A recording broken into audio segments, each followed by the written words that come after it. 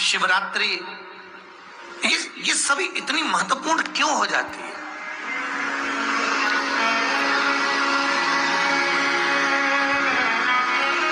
इसकी महत्वता इतनी प्रबल क्यों हो जाती है?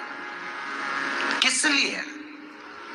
क्योंकि बैसाख का जो महीना पड़ता है, सूर्य की संपूर्ण तपन, सूर्य देव अपने पूर्ण तेज के साथ में मृत्यु लोक के निवासियों पर, चाहे जलचर हो, थलचर हो, वायुचर हो, चाहे जो जीव हैं, उस पर जब किरण फेंकते हैं तो संसार का जो मनुष्य है उस पर जब ताप पड़ता है तो ताप पड़ने के कारण उसके मुख से भगवान का नाम निकल ही जाता है, स्मरण नाम निकल ही जाता है। जब उसके मुख से भगवान का नाम निकलता है तो वो भगवान की शरणागति खुद ग्रहण कर लेता है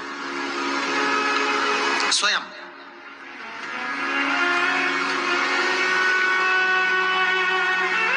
शरणागति ग्रहण कर लेना।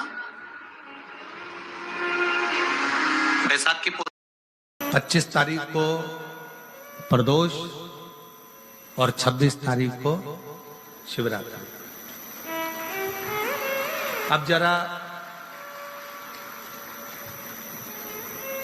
प्रदोष के पर्यांत की, प्रदोष के बाद की बिल्कुल लगी हुई पीठ से जो शिवरात्रि होती है, वो शिवरात्रि अगर उस शिवरात्रि का व्रत, साधना, तप, भजन, संसार का मनुष्य कर लेता है तो जिंदगी में उसने कोई व्रत किए ना किए हो, अगर एक व्रत शिवरात्रि का, प्रदोष की पीठ से लगी हुई शिवरात्रि का अगर कर लेता है तो उसको पूरे जीवन के व्रत का पुण्य फल प्राप्त हो।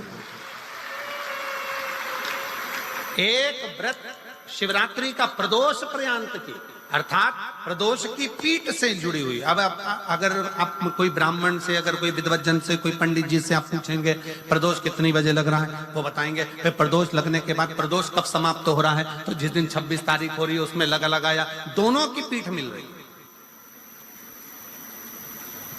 दोनों।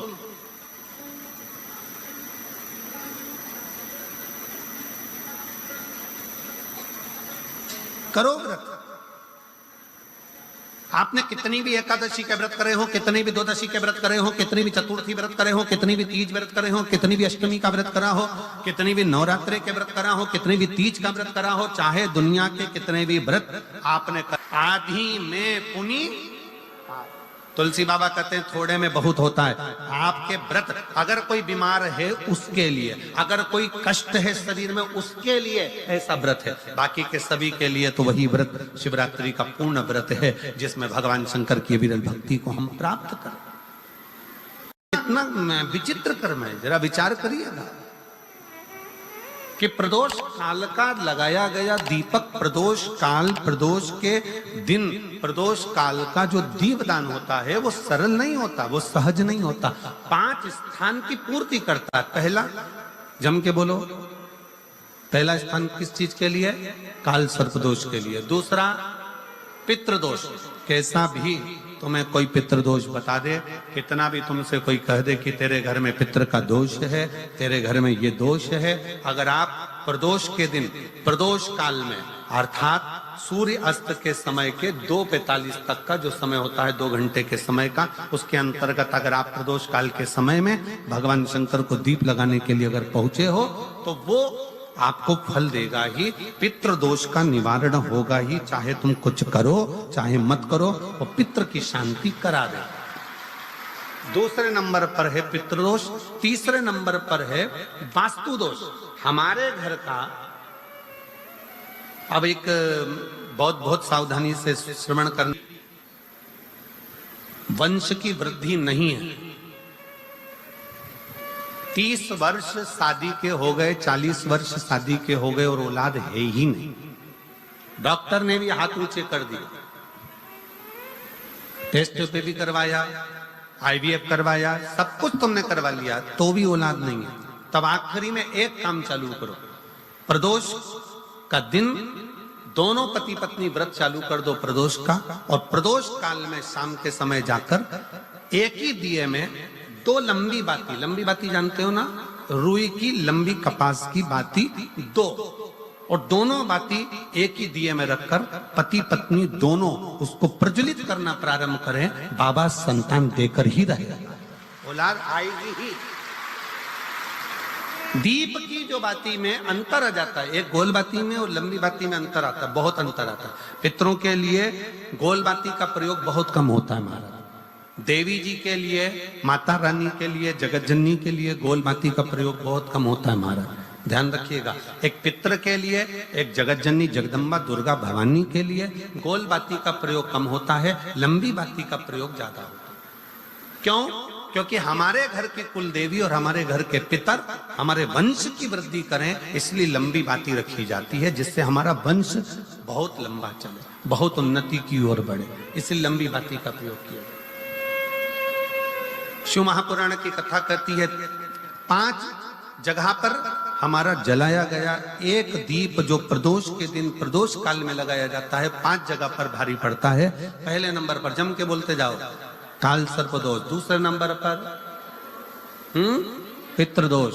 तीसरे नंबर पर घर का वास्तु दोष। हमारे घर में कितना भी वास्तु दोष है, कोई ने कह दिया यहाँ बाथरूम नहीं बनना थी, यहाँ पर शौचालय नहीं बनना था, यहाँ सीढ़ी नहीं बनना थी, वो सीढ़ी वहां बनना थी, ये सीढ़ी वहां बनना थी। तुम पूरा घर तोड़वा के देख लो, उसके बाद में जैसा वास्तु वाले हैं वैसा करा कर देख लो, उसके बाद भी तुमको शांति नहीं मिले तो समझ लेना कि तुम्हारे घर में अब वास्तु दोष तो तुमने दिखाकर समाप्त कर लिया, फिर भी वो समाप्त नहीं हो रहा, तो प्रदोष काल का लगाया गया प्रदोष के समय का दिया आखिरी में वास्तु दोष को भी समाप्त कर देता है और उसमें भी फल प्रदान करता है। काल सर्प दोष, पितृदोष, वास्तु दोष। चौथे नंबर पर 1 रुपया कमाया, 1.25 रुपये खर्च हुआ, पैसा आया गया, ये चौथे नंबर का व्यापार में थोड़े दिन दुकान अच्छी चली, थोड़े दिन बैठ गए, थोड़े दिन काम चला, थोड़े दिन बैठ गए, गाड़ी चली थोड़े दिन फिर बैठ गए, अर्थात हमारी फैक्ट्री थोड़े दिन चली फिर बैठ गए, कहीं ना कहीं तकलीफ, थोड़े दिन खाते थोड़े दिन रोते वाला चल रहा है। तो प्रदोष काल का, प्रदोष के समय का दिया इस दुख को समाप्त कर कर रेगुलर एक जैसी सांझी, एक जैसी लक्ष्मी की वृद्धि करते चले जाए, प्रदोष काल का दिया। और 5वें नंबर का प्रदोष काल का दिया, प्रदोष समय का दिया 5वें नंबर पर रोग का निवारण करता, रोग निवारण।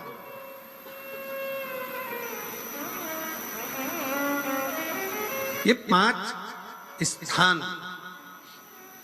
जो बताए गए हैं प्रदोष काल के दिन, प्रदोष के दिन दीप प्रज्वलन के। और अब की बार की जो शिवरात्रि आ रही है, बाबा देवाधिदेव महादेव की बड़ी कृपा है उस पर, बहुत करुणा।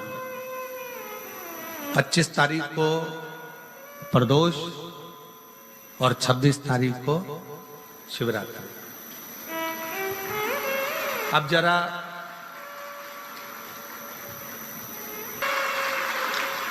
एक व्रत शिवरात्रि का प्रदोष पर्यंत की, अर्थात प्रदोष की पीठ से जुड़ी हुई। अब अगर आप कोई ब्राह्मण से, अगर कोई विद्वज्जन से, कोई पंडित जी से आप पूछेंगे प्रदोष कितनी बजे लग रहा है, वो बताएंगे। फिर प्रदोष लगने के बाद प्रदोष कब समाप्त हो रहा है, तो जिस दिन 26 तारीख हो रही है उसमें लगाया, दोनों की पीठ मिल रही है, दोनों।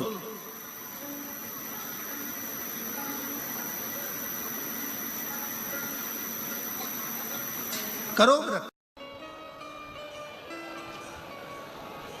बैसाख का महीना चल रहा है, शंकर के शिवालय में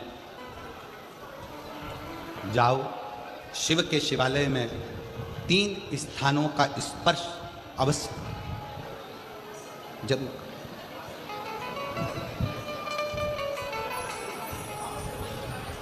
किसी मंदिर में शंकर जी के शिवलिंग को छूने नहीं देते, जैसे दक्षिण साइड में, साउथ में, तो अपने ही घर में जो शिवलिंग है उसके 3 स्थानों का स्पर्श अवश्य समझिए।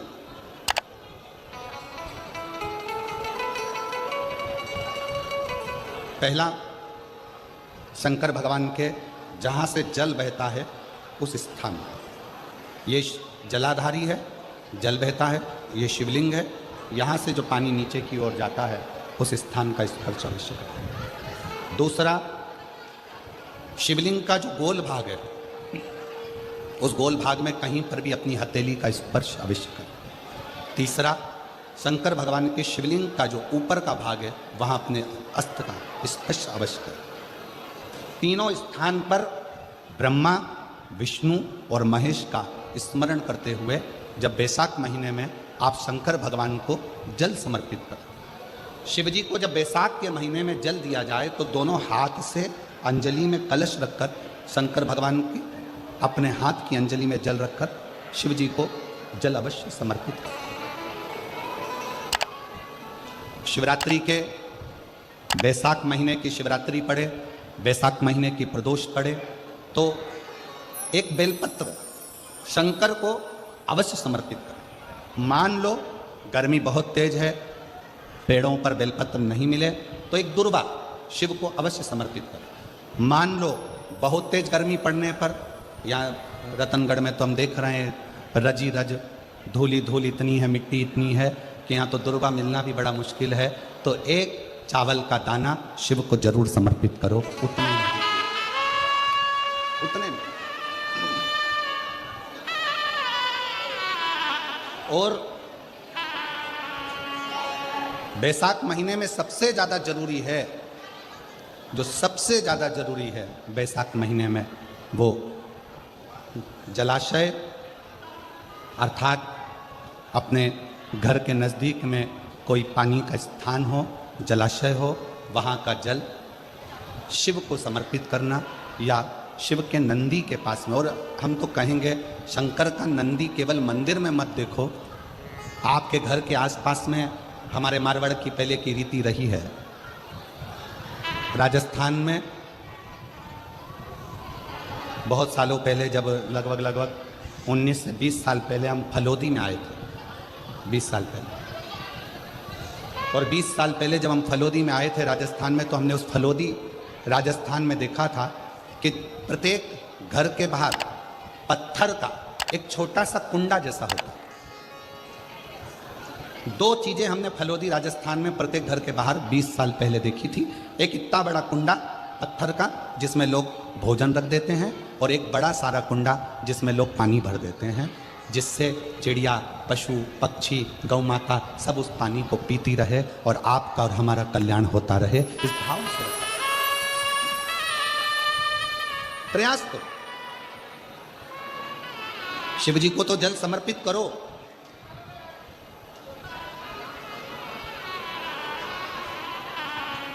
साथ में कोई जीव का भी अगर कल्याण हो जाए आपके एक लोटा जल से, तो उसको भी करें, उसको भी।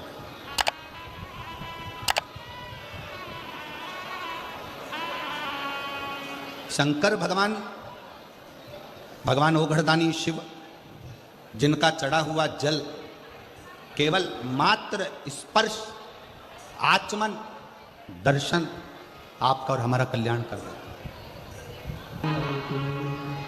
अपने दुख को, अपनी तकलीफ को, अपने कष्ट को किसी दूसरे के दरवाजे पर जाकर कभी मत करो, कभी मत।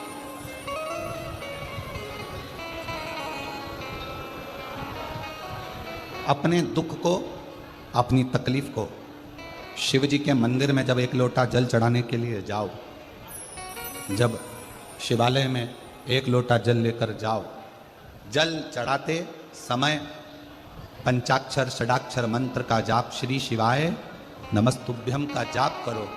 और जब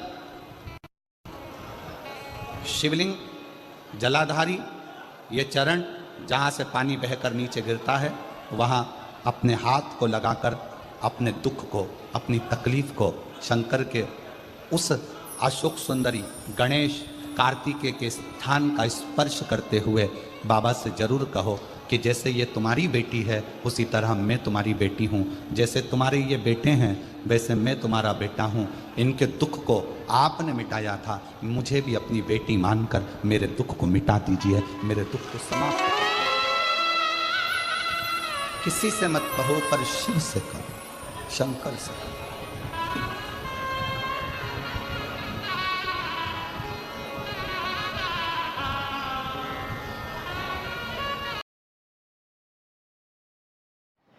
श्री शिवाय नमः तुभ्यं श्री शिवाय नमः तुभ्यं श्री शिवाय नमः तुभ्यं श्री शिवाय नमः तुभ्यं श्री शिवाय नमः तुभ्यं श्री शिवाय नमः तुभ्यं श्री शिवाय नमः तुभ्यं श्री शिवाय नमः तुभ्यं श्री शिवाय